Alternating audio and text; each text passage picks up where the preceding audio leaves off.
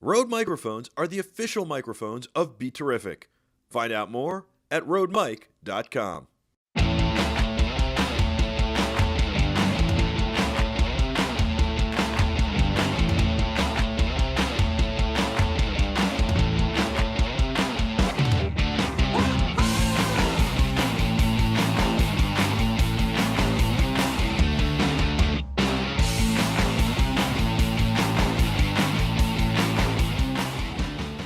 Welcome to the Michael Artsis Show. I'm Michael Artsis. Thanks so much for joining us. I am so excited today. I mean, what's not to be excited about? It's beautiful out in the New York metro area. It's been beautiful out for, all weekend. It rained a little this morning, though. Took Jack to a petting zoo. That was amazing. And then, of course, we went to a dinosaur park, Field of Dinosaurs. That was amazing as well. But it seemed like something out of sci-fi. But it wasn't. It was real, except the dinosaurs weren't real. They were animatronics. But we've got a guest on the line who's an amazing, accomplished author, and he knows something or another about sci-fi. So we're going to get to him in just a minute. Let me tell you real quick how you can connect with us. First of all, you can go to BeTerrific.com/live and scroll underneath our live video player and join our Slack chat. I love our Slack chat because it allows you to communicate with us in real time. You can ask questions while we're on air. You can make your comments, and you can communicate with our other viewers. In addition to that, something that makes me really excited is the fact that we check in 24 hours a day. So I was checking in through the weekend and sending pictures and showing Jack feeding animals and stuff. And we can keep the conversation going that way. So it's BeTerrific.com/live. Go underneath the live video player, and you can join our Slack chat by entering your name and email. We'll send you a Slack invitation. I've got something else for you, too. You can also tweet and Instagram us at BeTerrificTV on Twitter and Instagram. And don't forget, you've got one other way to get in contact with us. That's email, connect@BeTerrific.com. You are the Terrifics. You make BeTerrific special. Keep the good feedback coming and the good vibes going. All right, next week we'll be at InfoComm, so you're not going to want to miss that. InfoComm 2015. That is the 17th, 18th, and 19th of June. And it's going to be a lot of fun. But right now, we have Kevin J. Anderson on Skype. He is an accomplished author, Bram Stoker Award winner, and that, is a very, very prestigious award. And of course, this guy has been an author and written, 50 titles. But I think the coolest thing is, to me, you look a little bit like Kiefer Sutherland, especially in your press shot. So thanks for joining us. Well, how you doing, Michael? I'm great. 50, man, come on. I passed 50 years and years ago. I'm at 125 novels now. 125? Okay, I'm sorry. I like to write. I have these voices in my head. I have to get them out. How do you write that many books? I would say that, I don't know, how long have you been writing? 30, 40 years? 30 years, probably. 26 years. My first book was published 26 years ago. So you're looking at 4 books a year on average to get to like 125, 4 or 5 books a year. When I slack off, yeah. When I slack off. What else do I have to do? Anyway. I don't know. You got kids, you got a wife. What do you got to do? You got to hang out with them, don't you? Well, I just had grandson number 3 2 days ago. So I've got all kinds of things to make up stories about. But yeah, I've written 54 total projects for Lucasfilm and Star Wars. I've got 15 novels I wrote with Brian Herbert in the Dune universe. I'm finishing up my 10th book in a series called The Saga of Seven Sons, and each one of those are like Game of Thrones with planets, so they're big, massive things with huge galactic wars and giant sets of characters. I've written for X-Files and Batman and Superman and I don't even keep track. I just get the stories and I put them down on paper. I live in Colorado, so I'm up. Unlike living in the city, I'm in the mountains, and I love to go hiking. I'm on the canyons and waterfalls and everything. And I'll go out with my digital recorder. I'll hike 20 miles, and I'll get 7-8 chapters done in a day. Wow! And that's my writing office. I'll be out in Rocky Mountain National Park, and that's my office for the day. So. And what do you bring, a laptop or an iPad, or you actually hand write it? No, I have a recorder. I walk and I dictate as I'm hiking along. I've done all 500 miles in the Colorado Trail. I've climbed all 54 mountains in the state that are 14,000 feet and higher. Who transcribes it then? Well, I have like 5 or 6 people because I keep burning them out because I write faster than their little fingers can type. But I'm just walking along telling myself the stories. It's like, it's not as strange as it sounds, because when you're a writer, you have to think of a sentence and then you move your fingers to type it on the keyboard, right? Yeah. Well, I think up the sentence and it just comes out my mouth instead. No, Yeah. I actually think, I've talked about writing a book for years, not like you, not on the level that you write on. I'm talking about like writing a book about television or how to do this or how to do that. And I've never written it because I don't want to sit and type it.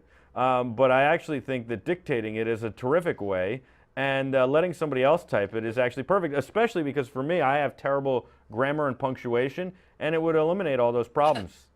Just have a smart typist who does it right. So. Yeah.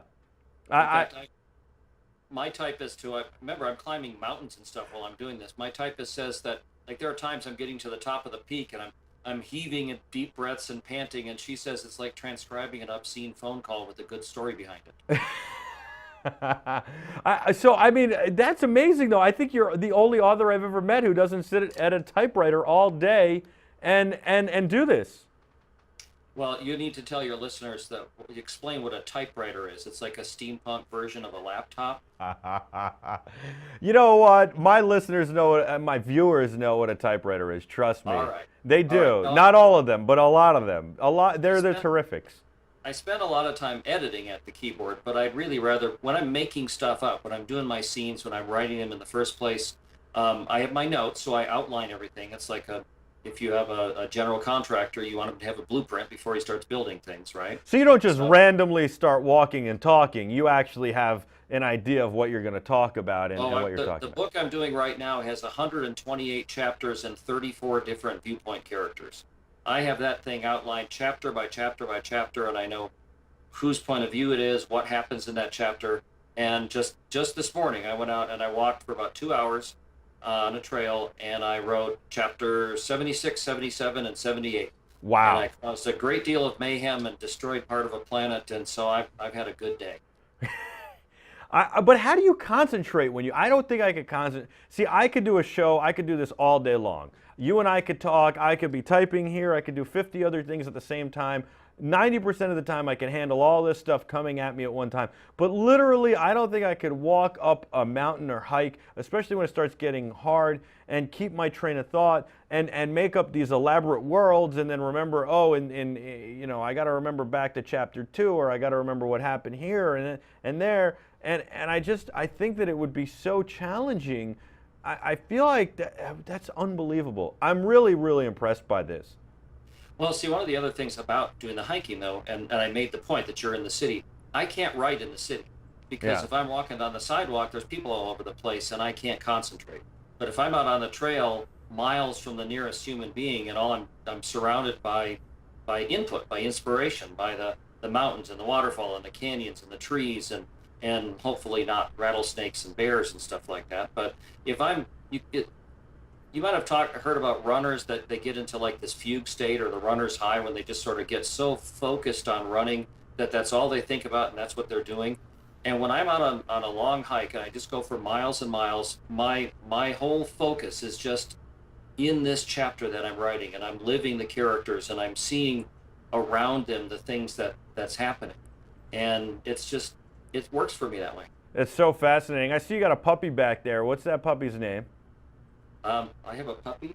A dog somewhere. Who was wandering around? Cat? I have cats in the house. I don't know Adam says it was a cat. I don't know. I guess it's a cat. All right. What kind of cat you got? Right now, I actually have 6 cats in the house, because our kids are moving into a new house, and we've had to babysit our 3 step cats. So it's sort of feline wasteland in here. So I don't know which one of the 6 came wandering in. But. That's a lot of litter, by the way. So how do you do your research? I mean, you write sci-fi mostly, so I mean, you get to use your imagination. But if you want to be somewhat accurate as to what you think the future will be, or if you have to do research, how do you do it? Do you take a book and read it on your hike? Do you dive deep into the archives of the Library of Congress? What do you do? Well, ironically, the most research that I have to do is when I'm writing in somebody else's universe. Like I have a new Dune novel coming out called Navigators of Dune that I'm in my final edit on with Brian Herbert. That means that I just have to immerse myself in the other Dune books, reading all the Frank Herbert original novels and all of the notes for the books that we've done. When I was working for Star Wars, my research involved sitting around and watching the movies and playing with my Boba Fett action figures and stuff.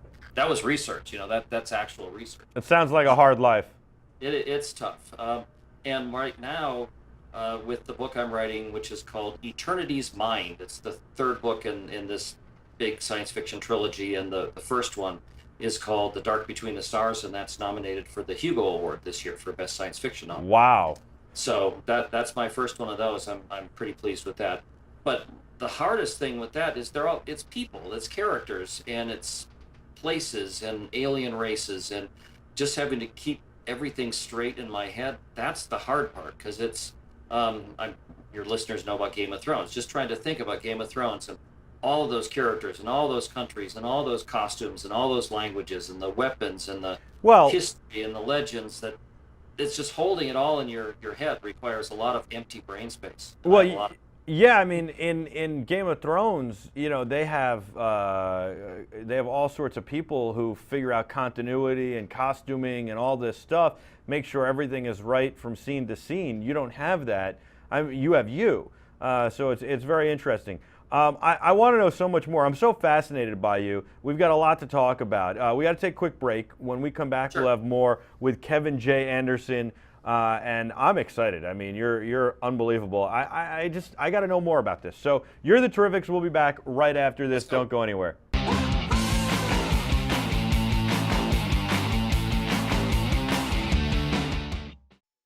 Rode microphones are the official microphones of BeTerrific. Find out more at rodemic.com.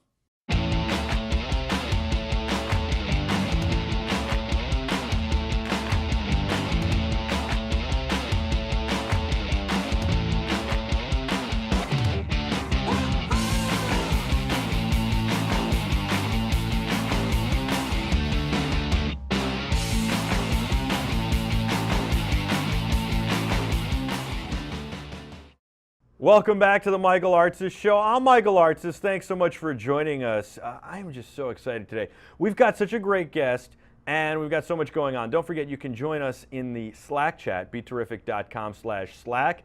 Enter your name and your email address. We'll send you a Slack invitation, and you can converse with us and our other viewers in real time. You are the Terrifics. You make BeTerrific special. Kevin J. Anderson has written over 125 books. 50 of them have been bestsellers, over 50 of them. Thank you, DP, that's Digital Phil in our Slack chat, who's brought that to my attention.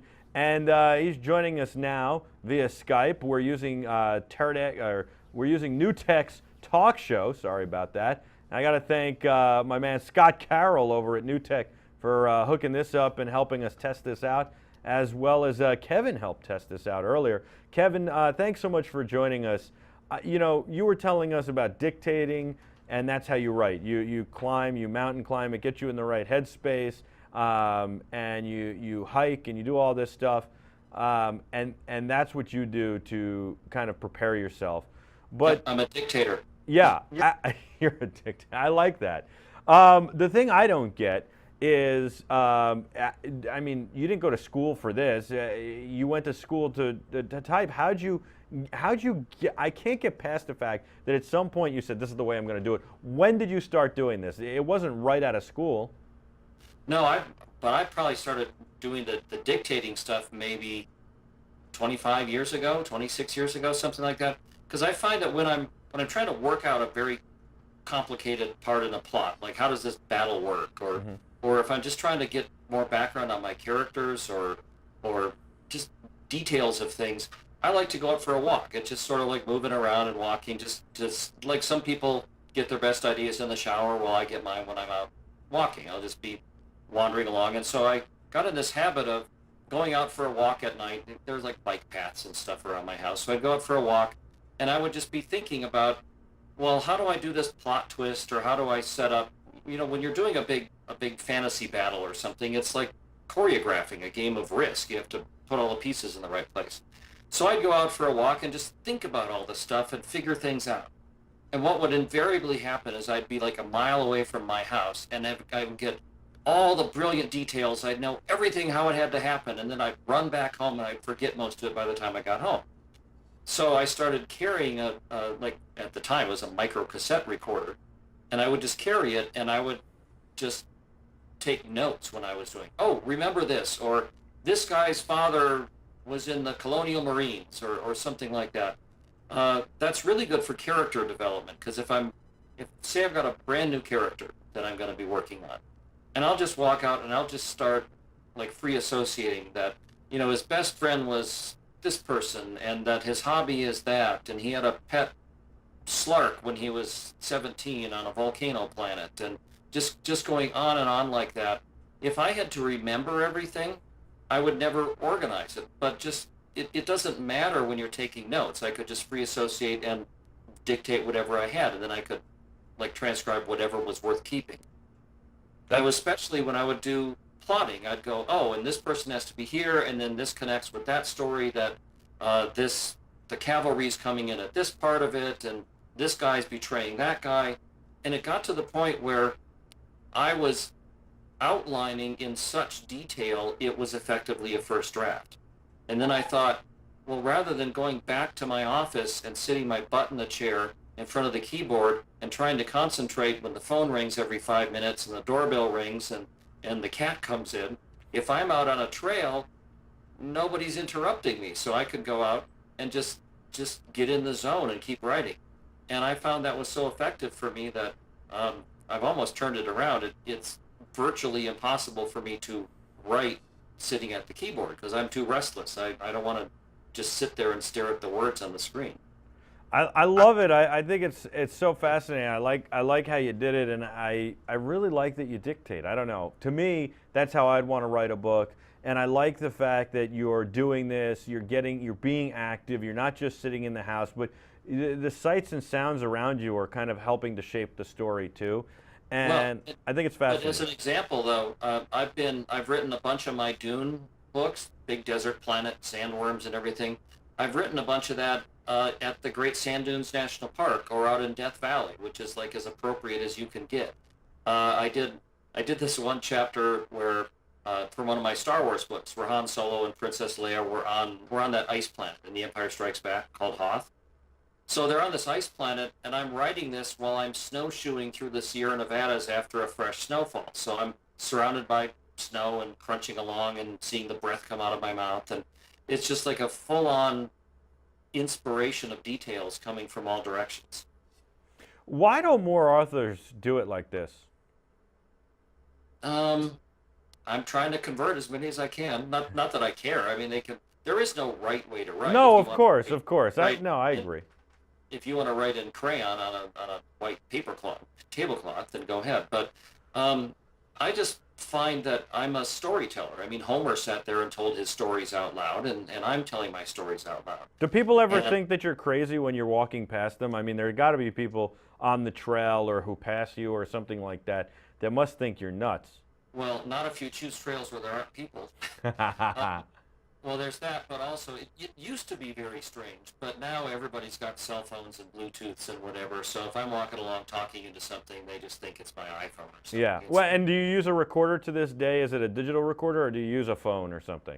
No, it's a digital recorder, because I have, I use these things to death. I put 400 hours onto each one of these things and download it, and this way I email the MP3 file off to my typist as soon as it's done, and boy, it used to be, in the old days, I used to have to mail my microcassette tapes and just pray that they wouldn't get smashed or run under a magnet or something, because there was no way to back up a microcassette tape. Yeah. Whereas MP3 files, I can store them and do it. Right, of course. But anyway, that just, I like to hike, I like to be outside, I like to be moving, and hiking and writing are two of my favorite things, and I get to do them both at once. That's pretty cool. I like that a lot. So Dune, let's talk about Dune for a second, because I would think with Dune it's a little nerve-wracking when you get Dune, because you're doing the prequel, and to me it's already something that exists and something very well respected. So were you nervous? Were you excited? I mean, I would imagine I'd be freaking out that I can't screw this up, and I feel the pressure of the world on me. Well, that's exactly how we felt, but I felt that way when I was asked to write 3 sequels to Star Wars too, because Star Wars isn't a real trivial thing, but Dune is way more dense and complicated and Well, I guess that's the thing. To me, Star Wars is a little bit more cut and dry, right. in my mind. Yeah. Dune, there was so much extra stuff that I had to research, but I had Brian Herbert as well. I mean, the two of us wrote the book together, but Frank Herbert wrote the original 6 Dune books, and the last one just ends on a cliffhanger. I mean, it's sort of a Luke, I am your father level of cliffhanger. And then he passed away, so it was obvious that the story wasn't over yet. He had more stuff to tell.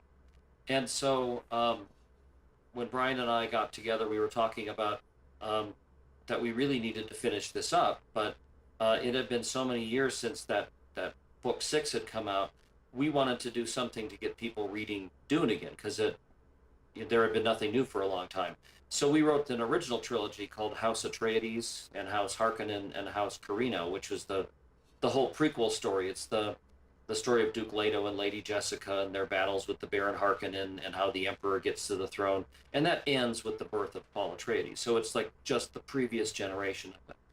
And then we did another prequel that was set 10,000 years before Dune. So it's the origin of everything, how the Fremen go to the desert planet and the discovery of the substance spice and the first person to ride a giant sandworm, all of which makes no sense at all if you don't know what Dune is, but you should check it out. And then we finally built all that stuff together, and then we wrote the grand finale, which was based on a detailed outline that Frank Herbert had left in a safe deposit box before he died. Wow. I didn't realize that. That's Yep. pretty amazing. Do you do that as an author? Like, do you say, okay, this is unfinished and I'm going to, record an outline and just in case somebody can finish it? Well, I write detailed outlines anyway, and I hope I don't get struck by lightning out on the trail. But if I do, there's an outline there for somebody to finish up. I hope you don't get. I hope so too. I mean, first of all, how many grandkids you got now? 3? I've got 3 right now. Yeah. 3. Congratulations. How old are they? Well, one is 3 days old. One is Whoa, 3 days old. What are you doing talking to me? Yeah, 3 days ago we had a grandbaby number 3, and the other one's 3 years old, and the other one's 5 years old. Oh, so that's very nice. That's awesome. What, the 3-day-old is where? How close to you is the 3-day-old? About half a mile away. And I imagine you're over there a lot visiting it already. No, it's still in the hospital. I don't know. No. Mommy came home. My daughter-in-law came home within a day, and baby's at home, and they're moving into a new house. And as I mentioned earlier, and that's why the cats are. Wow, they're cats. doing it all with a 3-day-old. Oh man. Yep. So, talk about complicated plotting of a book. Just try living that part of a life. Is pretty complicated. I was gonna say, maybe since you plan things out so well, they should have turned to you to help plan this a little bit better. Well, I'm destroying planets and having great. Yeah, but whatever. You could have gone for a half-an-hour walk, dictated the whole thing, and somebody could have typed it up for them, and they would have been good to go. Sure. Instead of like, well, let's have a baby and move in the same week. The next time they have a baby and move, then I'll try to plan it. I love it. So you started WordFire Press in 2011, and I love that move. You basically said, look, I think that I can do this. I can do this better. I can help get books into people's hands. We can do some reprints. We can write our own stuff. And maybe as the book and music industries are both kind of struggling for the same reasons, we can come along and get the authors to get out there a little bit better. Tell me about how you made that jump and that decision to actually do this. Well, it's what's interesting with what's happening in publishing now is that it's not one traditional publishing like with Tor Books or Bantam Books or everybody else that I'm published with. They're doing just fine. They're publishing books the way they always did. But now we've got other ways of doing things that kind of expand the palette of options that an author can have. Like I mentioned, I've published 125 books, and a lot of them are out of print, and my fans can no longer get them. But no publisher is going to reprint a 20-year-old book of mine. But I've got the rights back. These are books that people want to read, and so we thought, why not just do some of them ourselves? That we put them up as Kindle ebooks, and then we put them up for Nook, and then we put them up for Kobo, and then we figured out how to publish them in print paper format, because there are now new companies that will print very small numbers of books at a time, so I don't have to have 10,000 books in a warehouse each time. So we can print books to order if somebody wants them. And we started putting out my old books that I've got 23 million books in print right now. A lot of those fans want to read my old stuff, but it's great if they're haunting old used bookstores and finding battered, brown, dusty copies of my books. But I don't make a penny off of that if they buy a book at a used bookstore.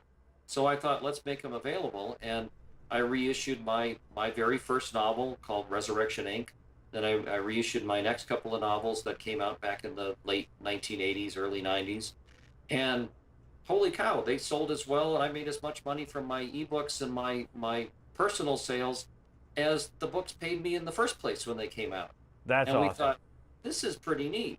And we started doing more of them, and then other authors came to us. Brian Herbert gave me some of his father, Frank Herbert's books. In fact, we published 4 Frank Herbert novels that have never before seen print, that his dad had written them, but then kept them in a file. He tried to sell them before he wrote Dune. He wrote all kinds of things, thrillers and mainstream and other science fiction books, and this guy just couldn't get things published, but now he's viewed as one of the greatest science fiction authors ever. Well, he had these 4 books that were never published, and Brian let us do them, and they've done very well for us, and we published a bunch of Brian's backlist books, and then I got, through a very strange combination of circumstances, I got the right to reprint the political thriller called Advise and Consent by Alan Drury. It won the Pulitzer Prize. It's one of the best-selling novels of the 20th century, right up there with To Kill a Mockingbird and Catcher in the Rye and Gone with the Wind. It's been out of print, and they let us reprint it, so that's selling really well for us. And we've picked up a bunch of other authors that we're reissuing some of their stuff. They're writing original things for us. I've got a line of writing books. I just spend the whole time trying to keep track of the books that I'm publishing and editing. I just proofread one last night that's going to go off into production. But I'm also writing my own books, and we're teaching writing workshops, and we do about 12 to 13 big pop culture shows a year. Like, we just were at Dallas Comic-Con, we were at Denver Comic-Con the week before that. We'll be in New York Comic-Con I think it's November. Big WordFire Press booth, and Tor Books supports us, and Bain Books supports us, and I don't know when I sleep, but there's too much fun stuff to do. I don't know when you sleep either. We hopefully will be at New York Comic Con again this year, and we'll have to get you on there in person on set. I love that story because I love that you guys are doing it, and I love that you're independents, and I just love the way it's happening, and I love. It's funny you even mentioned like used books. I never wanted to own a used book. Partly I'm a germaphobe, and I don't know if somebody wiped their snot on the book, and then I've got their book. The other thing is I don't like the way old books smell. And then that's why I love like Kindle and the iPad for reading and all this stuff. But even going to a bookstore and buying a new book, it's great that you really have a way to get the authors out there and help them get seen. Well, and then in addition to that, I don't know, I know that you're saying a lot of these places will publish, small runs, which is great, but I also noticed in Barnes & Noble recently that they'll do, you can say, I want this book, and they'll pull it in from an ebook and print it and sell it to you. Oh yeah, they've got those machines that are there too. And one of the really great things about the new, I call it the hybrid model, because it's not completely self-publishing, and it's not like the big traditional publishers either. I'm doing all of it. I'm still very happy with Tor Books, my publisher. Look, I'm on the Hugo ballot, so I'm writing the next book in that series. But the way we're running WordFire Press is that it makes it viable for us to do kind of smaller books or limited interest books. And, if we only sell a few hundred copies of it, it still is probably viable for us, rather than, no Bantam Books would never publish a book that they thought would sell 300 copies. Right. But for us, it's something like, it's a special thing that the author wants. We run something called the Superstars Writing Seminar. So it's me and like 6 other best-selling authors teach the business of writing. And a bunch of our students plus a bunch of our authors wrote, it was kind of a joke, we wrote a bunch of stories about purple unicorns. And we published that together as an anthology called One Horn to Rule Them All. It's a bunch of stories, and they're all about purple unicorns. Well, we published that through WordFire Press, and all profits are going to a scholarship for the writing seminar. And we have so far with that book funded, I think, 5 scholarships to come to the Superstars Writing Seminar. So it works. We kind of have a lean operation, a lot of really dedicated people, and I think we do some good books too. That's really awesome. All right, we're going to talk a little bit more about WordFire Press. Sorry, thank you, WordFire Press when we come back, and a whole lot more. I am sorry, I said Woodfire. It is WordFire Press. WordFire Press. Burn those words. And look, Adam's got a graphic to put up. Adam, you want to put up the graphic so that everybody can see where they should go? WordFire Press. What is it? WordFirePress.com? Is that it, or yes. is it? WordFirePress.com. There you go. WordFirePress.com. Where's that graphic, Adam? Let's get that up there for him. Kevin's been amazing for us. We got to be amazing for him. There you go. WordFire.com. Is it WordFire.com or WordFirePress.com? WordFirePress.com. There you go. WordFirePress.com. All right, we'll take a quick break and we'll be back right after this. Don't go anywhere.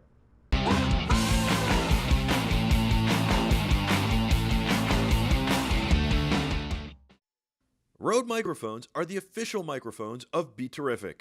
Find out more at RodeMic.com.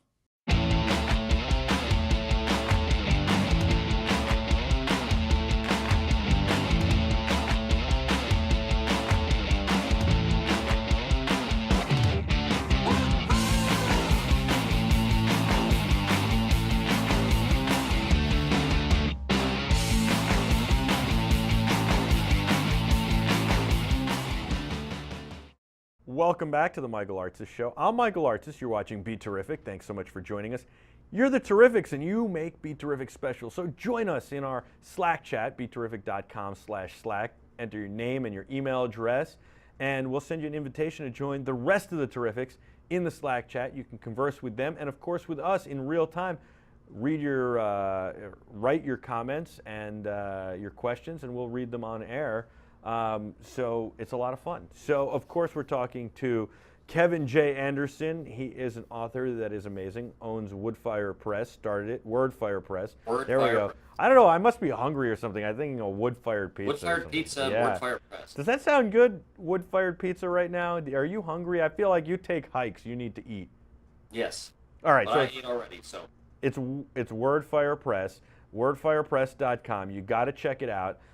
It's phenomenal, and all these books that are out of print are being reprinted. It's for schools, it's for summer camps, and it's for you. It's for anybody. You can get them printed. He has them done in small runs, so you can get them. And then, of course, you can read them on Kindle, on iTunes, on the Kobo, on all these different readers, any EPUB reader. I love reading digitally, to be honest with you. I think it's great. I don't have to actually touch pages. I know it sounds so awful. Hey, whatever works for you. Exactly. I know, right? But I want to clarify that these are, you can order them on Amazon or wherever you normally buy books. So as far as the consumer is concerned, there's nothing really different about our books. You order Advise and Consent, and you get Advise and Consent. I mean, it's you get it on your Kindle, but we're producing them with some sort of innovative ways that keep our costs down, which allows us to do a lot of interesting and unusual books that might not otherwise have been published, and other, like these classic science fiction books and classic fantasy novels. And we've got Tracy Hickman's a very big best-selling fantasy author, and he just gave us some of his books because he likes what we're doing, and we're producing. It gives the author more control. We always work with them to get their cover art done exactly the way they want it. In fact, some of them even do their own covers, and as long as I approve it, then it comes out just fine. And, wow. And the speed that we can do is something really unusual too. How many people you have working for WordFire Press?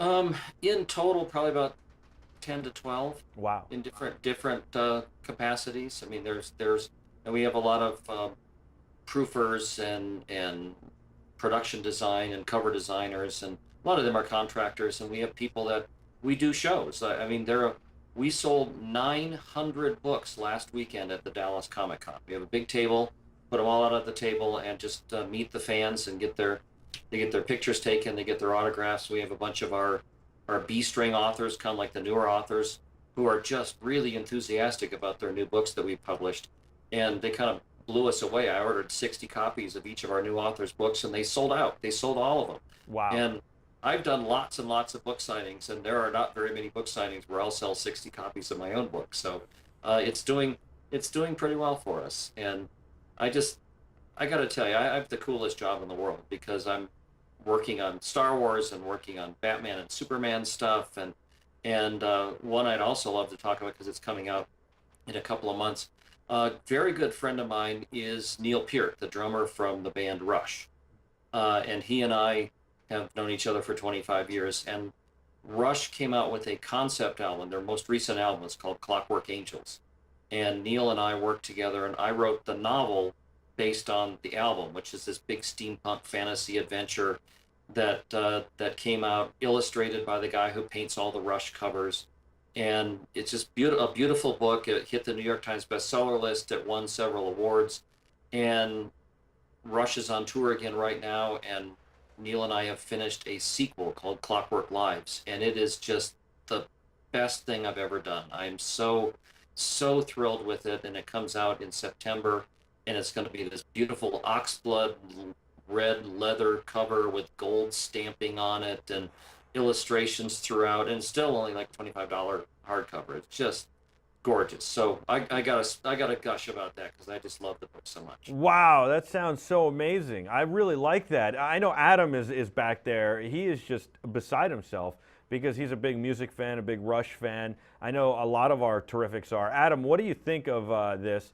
Are you impressed by this? I mean, this is impressive to me. I mean, to work with somebody who's... You better be impressed. I am. Yeah, you are, right? Yeah, I am. Have you? Are you getting the new copy? Are you getting the new one? Are you I'm gonna check it out. Are you gonna pre-order it? Yeah, pre-order it. That helps us get on the bestseller list. So. Everybody's got to pre-order it to help you get on the bestseller list. Though this is amazing. What's it like working with somebody that I mean, it's a different genre and somebody who's another very talented artist. Well, he's read tons and tons of my books, and he came to talk with me about the story in their album, and I'm very excited to talk to him about his album because I'm a Rush fan. And he was having lunch with me and my wife at a diner, and he's so excited about Clockwork Angels, talking about the story going through it, and here's the villain, and here's the airships and lost cities and pirates, and he's very, very excited about it. And this is the best thing that he thinks they've ever done, and there's going to be, and it won't just be this album, it's going to be a Broadway musical, and it's going to be a novel, and it's going to be Ice-capades, and I'm just a Rush fan geeking out going, yes, yay, Ice-capades. And my wife is listening more closely, and she said, excuse me, a novel? Who's going to write the novel? And Neil says, well, Kevin is, of course. And so that's how I got to write Clockwork Angel. But I helped him develop the story, and then I created the world, and it just really, really fires me up. I just love that story. It's one of the most personal books I ever did. And then I had to do better for the sequel to it. And I really, Clockwork Lives, if you can pre-order it, you can pre-order or order the original Clockwork Angels. But right now I've also got one of the pieces of it that is up. It's in various places. You can get it for like $2.99 on Amazon, called Clockwork Lives, The Bookseller's Tale. The book, it's kind of like a steampunk Canterbury Tales, where somebody's collecting stories of all these interesting people in the world. And this is just one of the stories that are from it. And it's one of the best stories, and it'll tell you, like, really intrigue you about what's there. I love it. This is really, really awesome. So CJ wants to know what your favorite book that you've ever written is. Let's assume it's this, I imagine, because you're so excited and so passionate about it. But let's discount this, because let's make it something that you've written entirely on your own, and so that it's something completely different than this. Since CJ had asked that a while back, and I didn't get to ask it, and I think we just answered it. Let's say the thing that you've written by yourself, not a collaborative effort. What's your favorite project? Well, the favorite project would probably be what I call the Saga of Seven Sons. It's my big Game of Thrones thing, and it was 7 novels in the original series, and then now I'm writing the third book in like a next generation trilogy. Um, I mean, it's hard to just pick one of those books because the whole thing is this gigantic story that took me 10 novels to tell. So I'll give you the broad answer that let's look at that series, the Saga of Seven Sons. Love it. That's a good answer. Digital Phil says, did you always want to be a writer growing up? Did you know, were you like 10 or 11 and you said, I want to be a writer, or I want to be a storyteller, or did you want to be a baseball player or a firefighter and then one day just kind of fell into this? Well, it wasn't until I was 5 years old that I made up my mind to be a writer, but ever since then I wanted to be. I really was 5 years old, and I didn't know how to write. I just drew pictures and told stories. And then I taught myself how to write, and I wrote my first novel when I was 8 years old on my dad's typewriter, a real typewriter, not a laptop.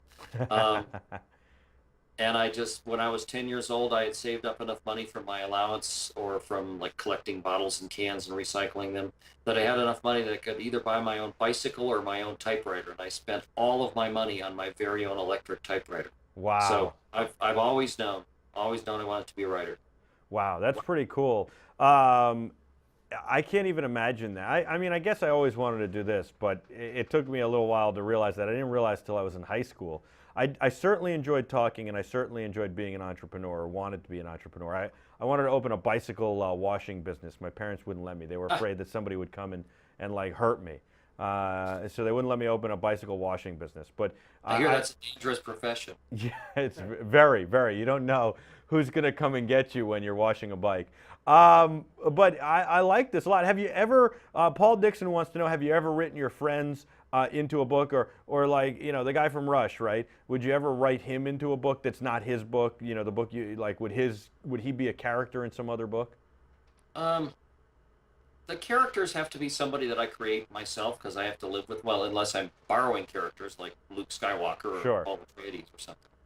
Um, One of the things that I have done a fair amount is that I will offer characters to name characters for charity auctions. And That's whoever awesome. wins a charity auction will get their name in my book. One of the first ones I did when I was writing for the X-Files is at one year at a science fiction convention, this person won the charity auction that he got to be killed by a monster in my next X-File book. And he bid on that, and so he won. And then I came back to the same convention the following year, at which point during the big guest of honor banquet and stuff, I read the scene where the guy who's sitting there in the audience gets killed by the monster. So he got his money's worth. That's awesome. I love that, and I love that you did it for a good cause. I bet people pay a lot for that too. They make it. If They they're make it smart, worthwhile. they do. Yeah. If they're smart, they do. All right, we got to take a quick break, but when we come back, we're going to wrap it up with you. Thank you so much. You guys are the Terrifics, and that's Kevin J. Anderson. He'll be back right after this just for a little bit more. We really appreciate his time. I know he's writing like 10 books right now. He's got a 3-day-old grandchild, and all this other stuff going on in his life. He's running a publishing company, too. It's Why am I unbelievable. talking to you? Why are you talking to me? We'll be back right after this. Don't go anywhere.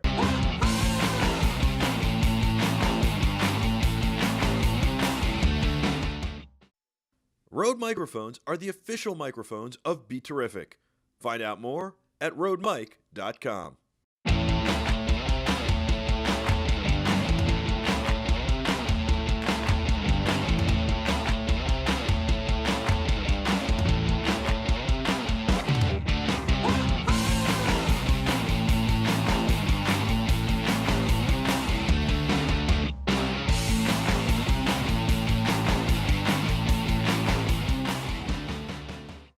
Welcome back. I'm Michael Artsis. You're the Terrifics. Thanks so much for hanging out with us today and every day, 4 to 5 p.m. Eastern Time, Monday through Friday. We're at Infocom next week, the 17th, 18th, and 19th of June. You're not going to want to miss that coverage. Of course, we'll be here Monday and Tuesday, but that is wall-to-wall coverage, 9 a.m. or 9:30. Go look at our calendar on beterrific.com/events. 9 a.m. or 9:30 to like 4:30 in the afternoon. You're not going to want to miss a moment. Great coverage of Infocom 2015. The following week, we're at CE Week in New York City, and that will be a lot of fun. We've got the great Kevin J. Armstrong on here. Anderson, sorry. Anderson. I'm doing terrible with Works names for today. Woodfire Pizza. Woodfire Pizza, Armstrong, it's all, I'm messing it all up today. It's WordFire Press, Kevin J. Anderson, and of course I know who you are. You're the author of over 125 books and 50 bestsellers, over 50 bestsellers. You've done the Star Wars series, you've done the X-Files, you've got the Dune series. I mean, the list goes on and on and on. I guess my question to you as we wrap this up was, who's your favorite character that you've ever written? Oh, that's like asking me which one's my favorite grandson. I can't do stuff like that. You gotta have some character that you really enjoy writing, though. A little bit more. The ones that are really, really fun to write are the villains. I love doing the serial killers or the. I've got a character in the Saga of Seven Sons, who is the Chairman Basil Wenceslas, and he goes from being a bad guy to being an utterly loathsome, horrible person over the course of the 7 books, and just bringing him down this slow road to hell as he thinks that he's doing everything for the best reasons. It was totally convincing to me, and the readers seem to be picking him as one of their favorite villains of all time. So I guess I don't want to hang out with him, but I sure liked writing. Do you do you get to be more creative with villains? Is it like, yeah, I can do anything I want? I mean, this person can just be as horrible as they want. One minute they can stab somebody, the next minute they can shoot somebody, the next minute they can set something on fire, they can steal, they can cheat, they can lie. So is that why, I mean, a lot of authors tell me they like writing villains. Is that the reason? Well, and also that the villains usually have interesting motivations to do stuff, and the heroes are often the good guys who will fight against the bad guys. Right, and they just want good to prevail. I mean, the bad guy usually is trying to accomplish something, whether it's to eradicate all mangoes from the planet Earth, or he's got some scheme that he's trying to do. Right. But the cool thing about writing villains is you have to get in their heads and understand why they're doing it. They're not just, haha, I'm evil and I want to conquer the world. I mean, who would really want to rule the world? I mean, who even wants to be the mayor of a town? I mean, I certainly don't. Or the president. Yeah, I agree with you. Yeah. But you have to get it into your head that the bad guy never thinks he's the bad guy, because he thinks he's doing things for the right reasons. And that Michael Douglas movie, Falling Down, after he trashes half the city. Oh, he says, I love that movie. Yeah, and at the end, he's like, what? I'm the bad guy? All this crap's been dumped on him for the entire day. So he was a defense contractor, and he got laid off. And he's trying to get to his daughter's birthday, and there's road construction, and he can't make a phone call because the guy in the 7-Eleven won't give him change. And I mean, it's just, we've all had days I haven't had a day exactly like that, but... I have. You've never sat in New York City traffic then. Right. I mean, listen, I didn't go on a rampage and, hold people at gunpoint to serve me breakfast at a fast food restaurant at, 2 in the afternoon. But, we've all had days where we felt like we could do that. Sure. Yeah. Well, and he just wants to get to his daughter's birthday party. Right. I like how you say at the end, yeah, he's like, wait, what? I'm the bad guy? And he's going through a divorce. Oh, yeah, that was a very difficult time for him. And that's like a really good example of a quote-unquote villain, because, he's not this evil Ming the Merciless who wants to destroy Earth. He's this guy who's got his own stuff that he's trying to get accomplished, and that's what he's after. Right, and he just wants to get to his daughter's birthday. All right, what about who inspired you? Paul Dixon wants to know who inspired you as a writer growing up. Who did you look up to, or even today? Well, growing up, some of the first books that I ever read were by H.G. Wells. I read The Time Machine and The War of the Worlds, and then there was a great science fiction classic writer who was Andre Norton. I used to buy stacks of her books and read all of those. Frank Herbert, I discovered Dune when I was 11 years old, and I read that and loved it. Ray Bradbury was somebody I loved, and Tolkien, of course, reading The Lord of the Rings.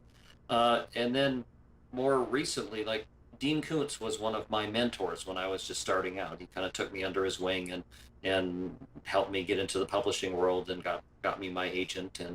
And the work of Rush. I mean, it's not a coincidence that I've known Neil Peart for that long, but Rush's work has inspired me for so long. Their songs sparked ideas for stories and novels, and and I'm just kind of a voracious reader and listener, and I like to be a sponge, picking up interesting characters, biographies, scientific facts, historical things, because it all goes into the meat grinder, and you never know what's gonna come out or when I can use that fact. How do you figure out what the future is going to be when you do sci-fi? I mean, do you like comb through Engadget and Gizmodo at this point on a daily basis and get familiar with today's tech, but also the tech they're working on, or do you just imagine what you think it'll be? No, I imagine it, and I'm very, very upfront. But the saga of Seven Suns is set a couple of centuries in the future, big galactic empire and stuff. There is no way that is what the real future is going to look like, because you couldn't even predict what today looks like 5 years ago. You would never have understood what smartphones are. Remember classic Star Trek when they would all sit around the table and Captain Kirk would go, "Computer, what's the distance from the Earth to the sun?" And the computer would go, "Working," chug, chug, chug, chug, chug, chug, chug, and then finally spit out an answer. Yeah. Now we got Siri on our phones, and it even blew me away the other day. We were out at a restaurant with some friends, and we were discussing movie actors and Tom Cruise and various things, and the question came up about Charlton Heston, and I said, as a joke, because I did not expect an answer, I said, "Siri, how old was Charlton Heston in the Ten Commandments?"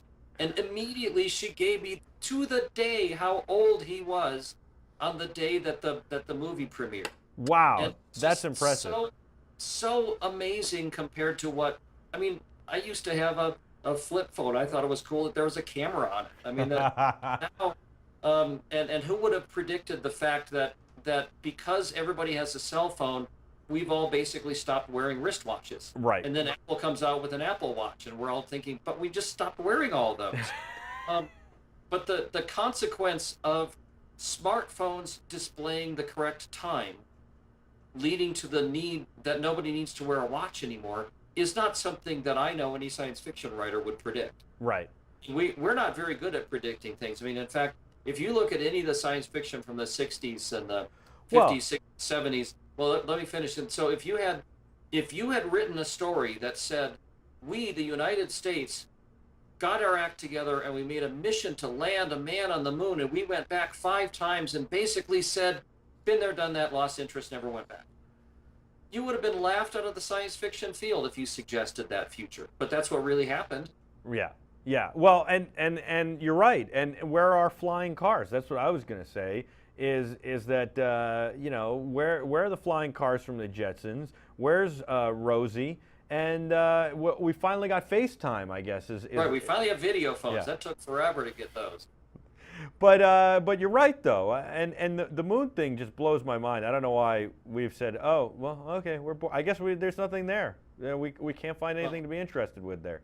I think that the purpose of science fiction isn't to predict the future, but it's to just imagine different futures so that we can basically do test runs. We can go, all right, there's the book 1984, fascist dictators. That we don't want that. We don't want Big Brother. Let's steer clear of that.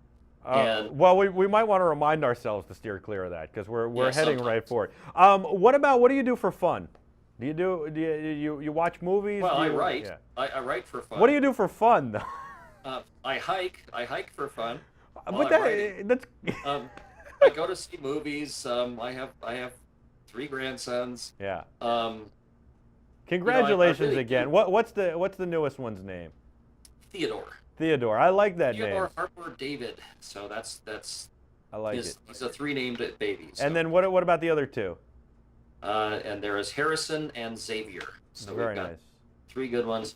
I do a lot of social media stuff. We have I hang out with writers. We have parties at our house, and but I go to conventions. People do those for fun, but I'm working them. So I mean, I guess the answer is that everything I do is fun, so I don't have to do something separate for fun. I like it. That's the best way to be. If you can do it, it is the best way to be. Thank you so much for joining us. I really appreciate it. Please don't be a stranger. Come back anytime. Please come back in September to promote the new book. And in addition to that, hopefully we'll both be at New York Comic Con together, and you can come on live. We can shake hands, have you on set, and you know, you can see the chat room with all our viewers who are very excited you're here. So I got to thank the Terrifics for doing that. I'm going to let you go. We're going to take a quick break, and when we come back, we'll wrap this show in a bow and call it a day. Thank you so much, Kevin J. Anderson. I really appreciate it. You're a legend, and it's an honor to have you on the program. Perfect. Thanks, everybody. Thank you. We'll be back right after this.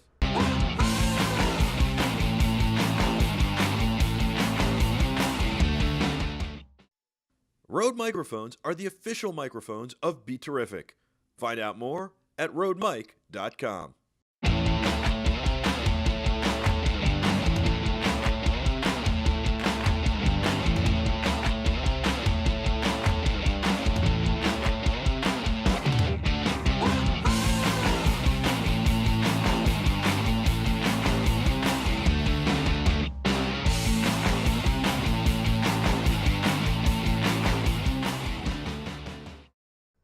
Welcome back to the Michael Artsis Show. That was Kevin J. Anderson. Really awesome to have him on. We'll have to have him on again. Thanks so much for joining us. It's been a fun day. I went to this petting zoo called I was going to say Green Acres, but it was called Green Meadows in southern Jersey this weekend with Jack. It was really, really amazing. I'll have to get some pictures up tomorrow to show you guys. But Jack got to pet ducks. He got to pet cows. We've got some video maybe to show you too tomorrow. He was so excited. And it was nice for me too. Like, I like animals, and it was super cool. I've never pet a pig or a cow, or there was a llama there that was 3 days old. Super, super cute. Unbelievable. And then yesterday we went to Chuck E. Cheese for the first time. He had a friend's birthday party there. That was cool. I got to tell you, these Cavs, how impressive are these Cleveland Cavaliers and LeBron James? So inspiring. I'm watching LeBron James going, wow, this guy, he's got it. He's finally got what we all wanted him to have forever. And like leaving to go join Miami, I think made us say, oh, he doesn't have it. He needs 2 other people to win. But then he comes back, and then everybody gets injured. He gets Love and Kyrie, right? And then they get injured, and now he's doing it on his own. And that's what I think we all wanted to see from LeBron. We need our heroes to be heroes by themselves. They can't have sidekicks, I guess. And I guess that's what the thing is. And LeBron has been so inspiring with this. Every time you count them out, they're back. And the Tampa Bay Lightning, too. The Tampa Bay Lightning are pretty unbelievable with how they're playing and able to even the series with the Blackhawks in the Stanley Cup Finals. And then the Triple Crown this weekend, America's Pharaoh. Did you watch the Triple Crown, Adam? I'm not into horse racing. I didn't watch it at all. I was also out at a petting zoo with Jack. But I've covered horse racing, and to me it is literally the most boring thing you could do. You wait forever, then the horse race goes. It's like literally 30 seconds. They go by, and it's over. And I've been on the track. So I'm not that into horse racing, but 37 years without a Triple Crown, that's pretty impressive. No, it was very exciting. Did you watch it? Yeah. Martini in hand and everything, or whatever, a mint julep? What are you supposed to have when you watch the races? I think mint julep is for Kentucky Derby. The Kentucky Derby. So what do you drink during the races? Do you drink the Long Island iced tea? You know what? I'm not even sure for the Belmont. Yeah. I don't know. Yeah. Maybe it's the Long Island iced tea. Anyway, it's impressive this horse won, huh? Yeah. Yeah, no, it was very impressive. He dominated. Absolutely dominated. Yeah. And I mean, were you nervous at all going in? Did you think there's no way? I thought come on, every couple years we get really close, and then we don't, there's no Triple Crown. Right. Yeah. I mean, it's happened, it's been like 13 times, or I forget how many times it's been in the last 37 years, but yeah, it always seems to be such a letdown once you get to Belmont. I know. Belmont. What is so hard about Belmont? You know, somebody was saying to me over the weekend that it's just that they keep adding new horses, new young horses into these races. So it's not like the same horses all the time. It's not like a auto racing where you're basically against the same drivers all the time. You know, so that's the thing. Digital Phil says he hates LeBron James, and you know, I don't know. I'm not a big LeBron fan, but I like what he's doing here. I also think, have you noticed he waddles like Penguin when he runs? Like Penguin from Batman. Have you ever noticed that? He's like very much like, I pointed that out to somebody the other day. I thought I was crazy, but he like waddles. I'm like, how is this guy with these huge feet who waddles the best basketball player right now? It's really odd. He is good though. And Digital Phil wants me to talk more about shoes. He likes me to talk about shoes. Nothing special on today. I actually like these. I find them very comfortable. These are the, have you ever tried the ASICs, Adam? These are the ASIC Keanu 21s. ASICs are a great shoe. They are a great shoe, right? These are the Keanu 21s.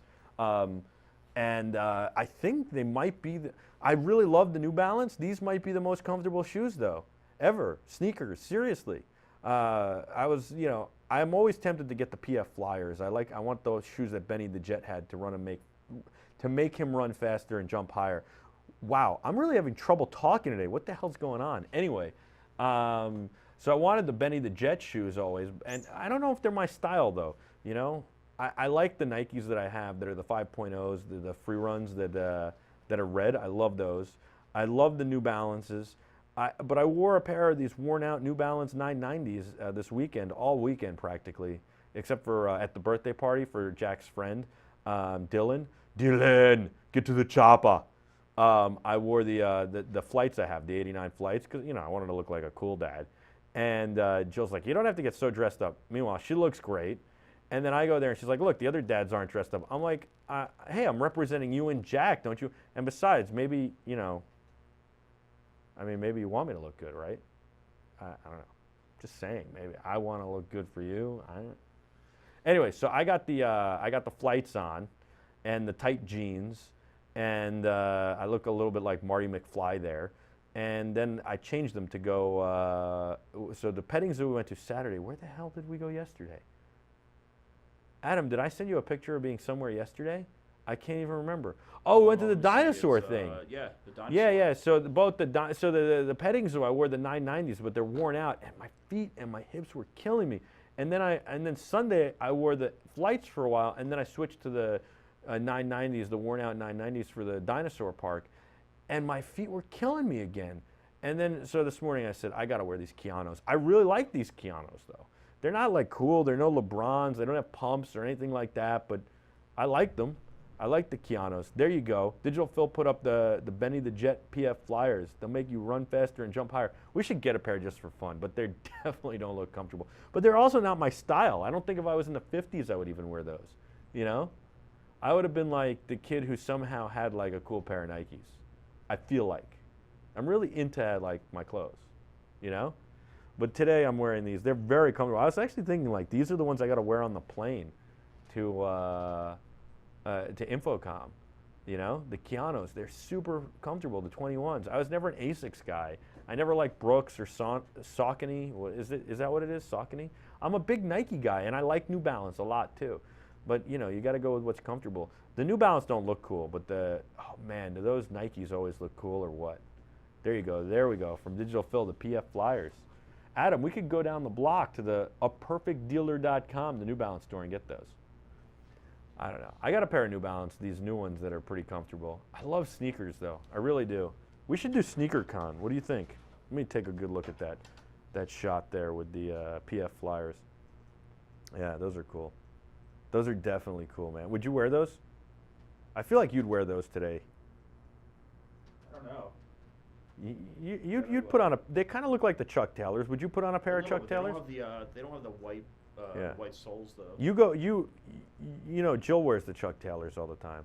I have a pair of like Ed Hardy Chuck Taylors, but they're not comfortable. I got to wear sneakers that are comfortable. I don't know. I got to figure out what my next pair of sneakers are going to be. I've always wanted to get the 88. They're just so not comfortable when I had them for a minute. The 88 Nike Air Revolutions, I returned them. Such a schmuck. Jill told me to keep them and everything. Because those are the sneakers I wanted the most in my life when I was a kid. And I missed them. I never got them. I should have gotten the remake. You can't get them now. I don't know. All right, the Keanos are cool. They're very comfortable. I was actually thinking this morning, like I need to get another pair in a different color or something, or all black. But then all black, I don't know. Is all black going to look ridiculous, like I'm an old man? Is that going to look stupid? I like wearing cool sneakers. But I like the red ones. You like the red ones I have? They look cool. Those are my second pair. I had a different color. What do you mean, come on, Artsis? Oh, I definitely want a pair of Jordans. I should get an old pair of Jordans. Which one should I get? I don't know. I kind of feel like I should get the Jordan 1s. No, the Jordan 2.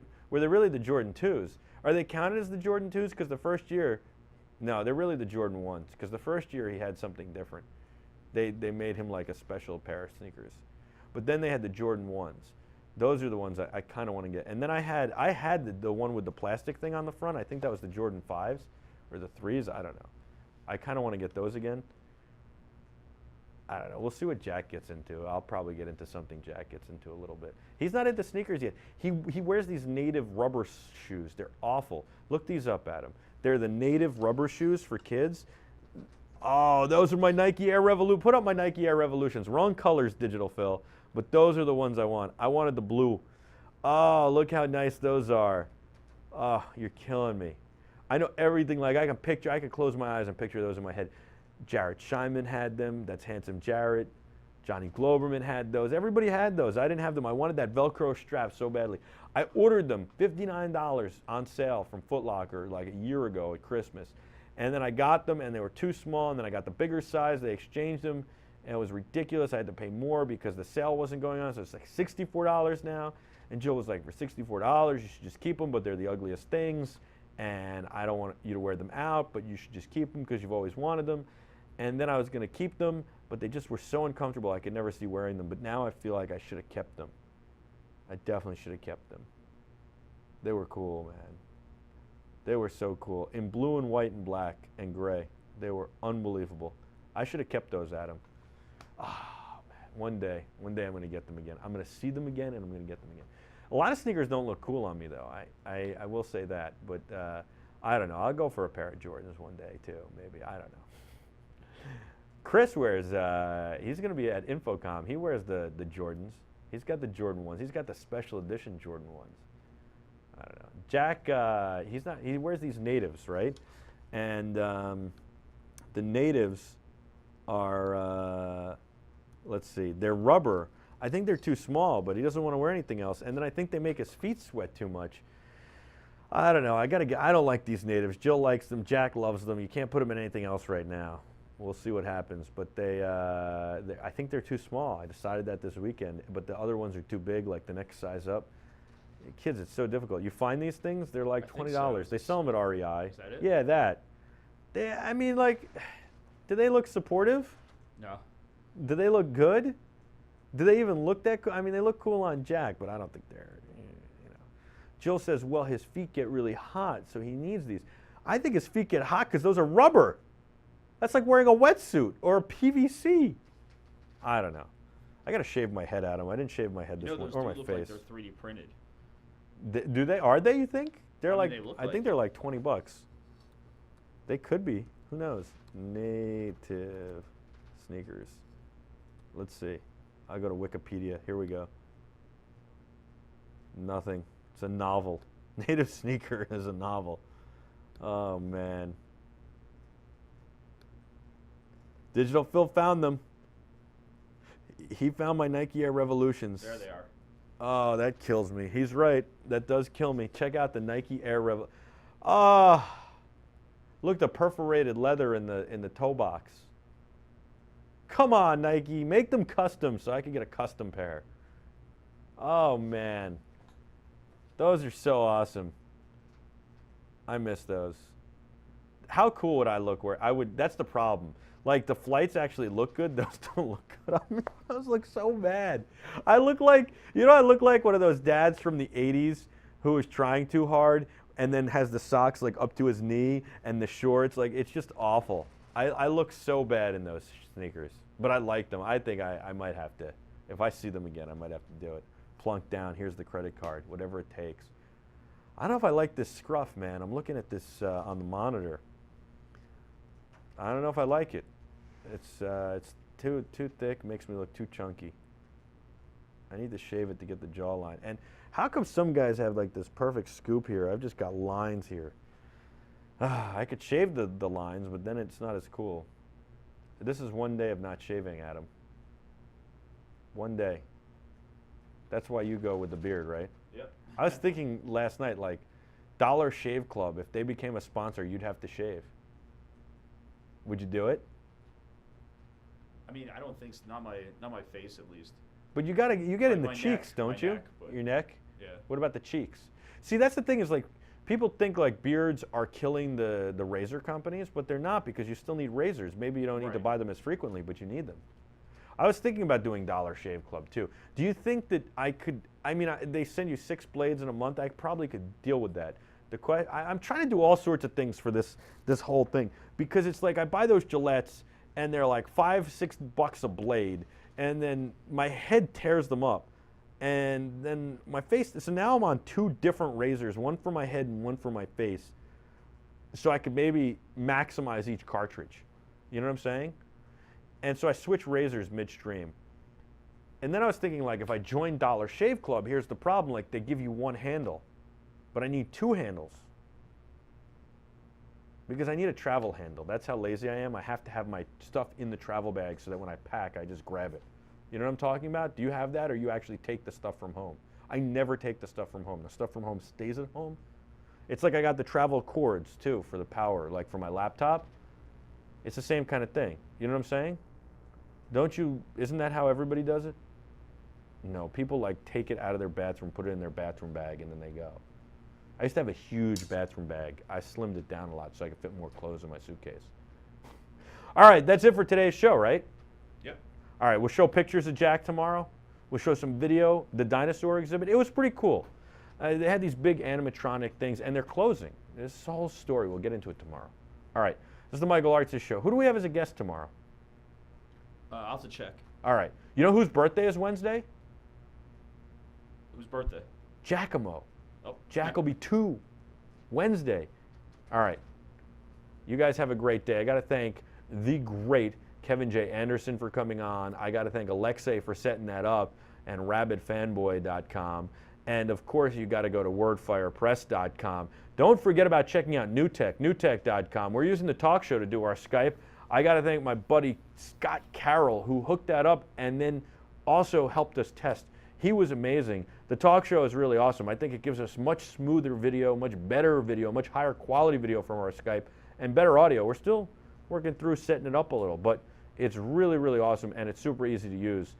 And you don't have to ask Adam, because I was the wizard behind the curtain on that one, for sure. Anyway, but Adam did like set it up to begin with and does work it. I just was like, hey, let me try this, let me try this. I was like, you know, pop, pop, pop, pop.